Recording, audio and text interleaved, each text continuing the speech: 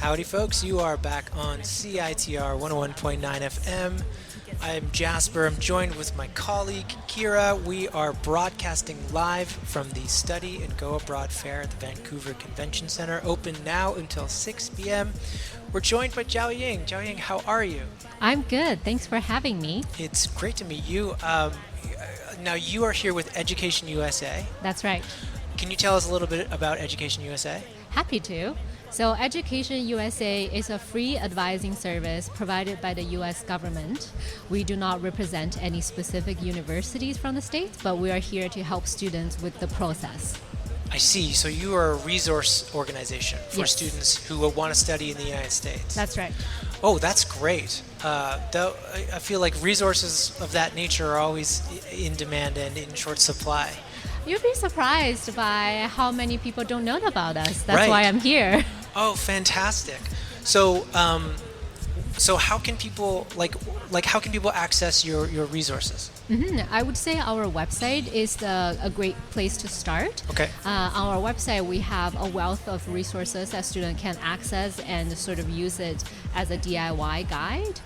We have very easy to access things like PDFs they can download, which includes things like application timelines, application checklist if students are doing their applications right now.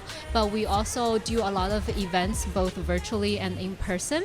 Our goal is always to showcase the diversity of U.S. higher education because there are so many of them and not all students have the resources to go visit campuses themselves. So we bring the universities from the States here to Canada to meet with students individually or directly, either online or in person. So we have virtual showcases where students can meet a number of universities at once, but we also have a spring fair where we bring anywhere from 50 to 60 universities all together at once to meet students in person. That's a fantastic resource. I'm recently graduated, was a student very recently, and the process of kind of going through each individual university's website and figuring things out and trying to get a sense of what they can offer can be a difficult and daunting process. So having a place to go that kind of kickstarts that journey for you or offers you the opportunity to meet people in person is greatly valuable. That's fantastic. I'm so happy to hear that. And beyond our website and our different events, if students have specific questions about their situation, we also offer one-on-one advising sessions with our advisors. During these 30-minute Zoom sessions, students can ask really personalized questions about the specific questions they have. I have a question for you, Zhao Ying. Yeah. I imagine you have sort of a really good, broad perspective of what students might expect in a number of different areas when applying for school. Do you have some advice that you could give to prospective students who are trying to find the right fit right now? Like, what are some things they should keep in mind when applying to universities and colleges? Yeah, that's a really great question. I think one thing I find myself repeating to almost every student is to really understand that there is no formula to U.S. admissions. U.S. universities, especially the selective ones, they use a method called holistic evaluation, meaning that everything you present on your application will be taken into consideration when they evaluate you.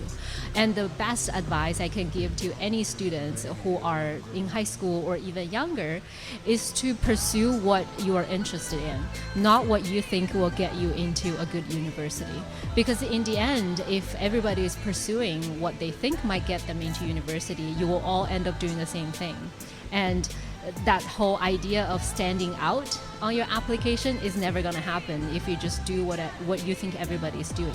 But instead, if you pursue something that you're truly interested in, your passion, your commitment, your lasting interest will really show up in your application in the end, because that's not something you can fake if you spend years pursuing something.